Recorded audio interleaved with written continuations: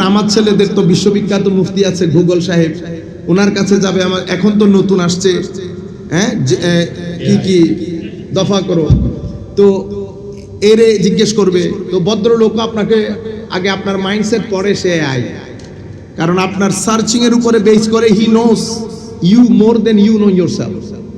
আপনি আপনাকে যতটুকু চেনেন তার চেয়ে বেশি এআই আপনাকে চেনে।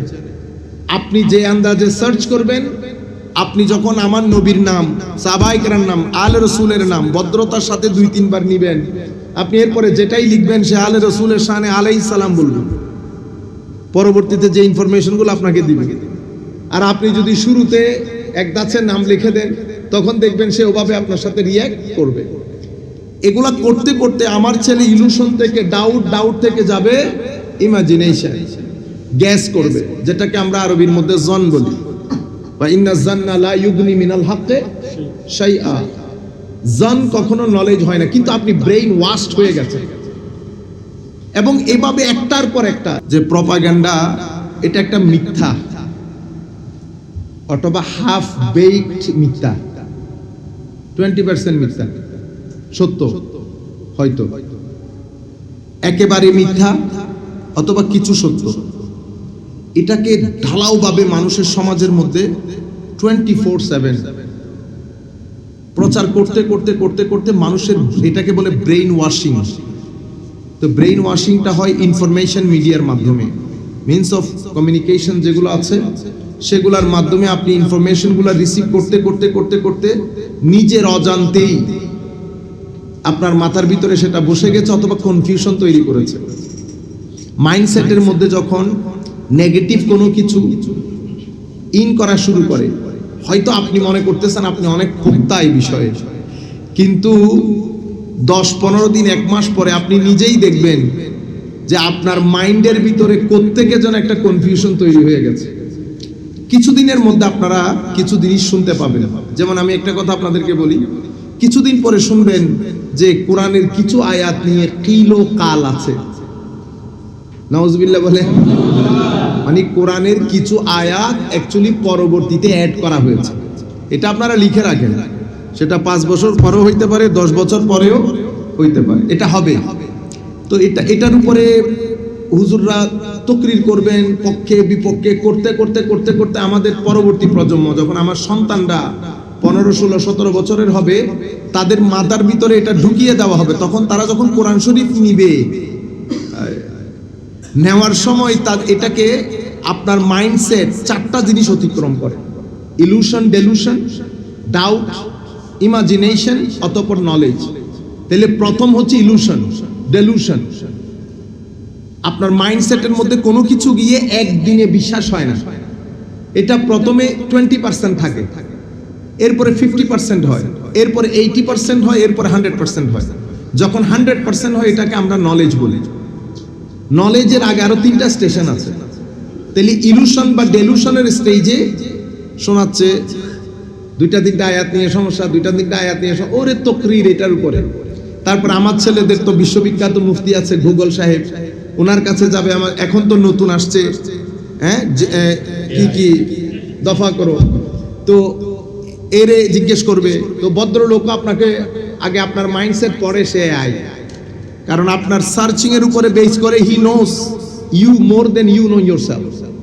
আপনি আপনাকে যতটুকু চেনেন তার চেয়ে বেশি এআই আপনাকে চেনে।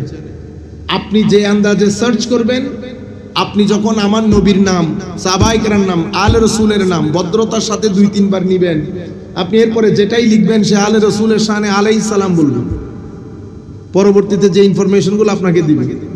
আর আপনি যদি শুরুতে এক দাসের নাম লিখে দেন, তখন দেখবেন সে ওভাবে আপনার সাথে রিয়্যাক্ট করবে। এগুলা করতে করতে আমার ছেলে ইলুশন থেকে ডাউট থেকে যাবে ইমাজিনেশন, গ্যাস করবে, যেটাকে আমরা আরবির মধ্যে জন বলি। বা ইন্না জান্না লা ইউগনি মিনাল হাক্কি শাইআ। জন কখনো নলেজ হয় না, কিন্তু আপনি ব্রেইন ওয়াশড হয়ে গেছে। এবং এভাবে একটার পর একটা, এই যে এখন কিছুদিন আগে খুব চেষ্টা করা হয়েছে যে রেপের কোন সাজা কোরআনে পাকের মধ্যে বলে বর্ণনা করা নাই, দেখছেন নি অবস্থা?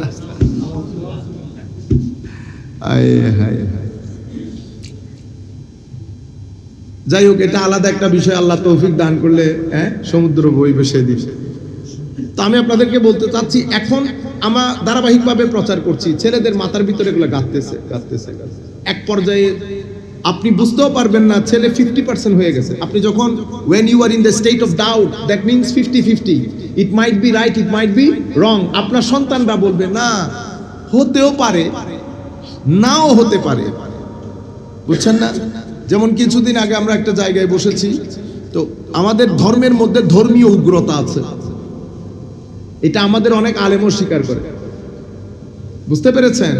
তো আপনি যদি উগ্রতাটাকে অস্বীকার করেন, তো বুখারী শরীফের কিতাবুল খাওয়ারিজ আপনি কোন জায়গায় রাখবেন? বাদ দিয়ে ফেলেন। তাহলে উগ্রবাদিতা তো অবশ্যই আছে। আপনি যখন মানে 50-50 হয়ে যাবেন, তাহলে আপনার মাথা থেকে ওই জিনিসটা তো সরে গেছে। এখন আসেন আলে রাসূল সাহাবায়ে কেরাম।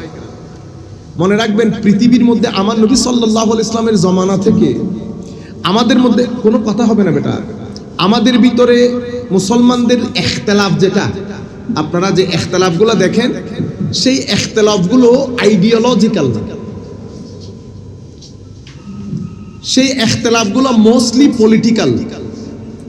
তাহলে মুসলমানরা দেখেন যে ধরেন আলে রাসূল এবং আসহাবে রাসূল, আমার নবী সাল্লাল্লাহু আলাইহি ওয়াসাল্লামের সময়কালের মধ্যে এই যে এক ব্যক্তি বলল না, আপনি আপনার বন্টন প্রক্রিয়া যথাযথ হয়নি বলছে, তো সে তো মুসলমানের ছেলে। আমার নবীর সাথে নামাজ দোয়া পড়তেন না, হজ করতেছেন, যাকাত দিচ্ছেন, সবকিছু মুসলমানের তো। কিন্তু আমার নবী একটা কথা বলেছে, বলে এই ব্যক্তির উদর থেকে কিছু মানুষ আসতে থাকবে, কিয়ামত পর্যন্ত আসবে, তাদের শেষ দল দাজ্জালের সাথে গিয়ে মিলবে। মানে তারা মুসলমানের বিপক্ষে, দাজ্জালের পক্ষ হয়ে মুসলমানের বিপক্ষে কাজ করবে। এরা কারা? এদের নামাজ, রোজা, হজ, যাকাত মুসলমানদের চেয়ে বেশি হবে। আজীব কথা না? মুসলমানদের চেয়ে বেশি হবে, কাফের মুশরিক না। তাহলে আমাদের ছেলে, এখন আমাদের অবস্থান কি হবে? আপনি যদি ঘৃণা করতে শুরু করেন, তাহলে তরুণ প্রজন্মকে আমরা হেদায়েত করতে পারবো না। কারণ তাদের যে ছেলে পুলে সন্তান, তাদেরকে আমরা হকটা তুলে ধরতে হবে। হক জানার অধিকার সকলের আছে, সেটা হিন্দুর ছেলে হোক, খ্রিস্টানের ছেলে হোক, বৌদ্ধের ছেলে হোক। এজন্য সুফিয়ায়ে কেরাম আল্লাহর ধরতির মধ্যে আমার নবীর পরে, সাহাবায়ে কেরামের পরে দ্বীন প্রচারের ক্ষেত্রে সবচেয়ে সফল সুফিয়ায়ে কেরাম। সেই কারণে ওয়েস্টার্ন ওয়ার্ল্ড তাসাউফ, তরিকত এবং আউলিয়ায়ে কেরামের উপর বোধ খেপা। তো এরা এখন কি করে? এরা এখন আমাদের মুসলমানের ছেলেদেরকে দিয়ে বেদাত ফতোয়া দিয়ে যাচ্ছে, মাজার মানি বেদাত, মাজার মানি বেদাত। দেখছেন না, গত 20 বছর ধরে মিডিয়া, বক্তব্য, এই ইউটিউব, ফেসবুক, কথা একটা, মাজার পূজা, মাজার পূজা, মাজার পূজা। মানে আপনি দল ভিন্ন, এটা মম পানি, আরেকটা অমুক পানি, আরেকটা সমুক পানি, বক্তব্য একটা, মাজার পূজা। এরা কিন্তু বিভিন্ন গ্রুপের আমার ভাইয়েরা, এক একজন এক এক আইডিওলজি, কিন্তু স্লোগান একটা, মাজার পূজা, মাজার পূজা, মাজার পূজা করতেছে। তো তরুণ প্রজন্মের মাথার ভিতরে ঢুকে গেছে মাজার পূজা। কেন হয়? মাইন্ডসেট তৈরি করার জন্য একটা হচ্ছে ফ্যাক্ট, আরেকটা হচ্ছে মাইন্ডসেট তৈরি করার জন্য প্র্যাকটিক্যাল ডেমনস্ট্রেশন। তারা যখন মাজার পূজা বলছে, তো কিছু প্র্যাকটিক্যাল ডেমনস্ট্রেশন, মেবি 20%, মেবি 25%।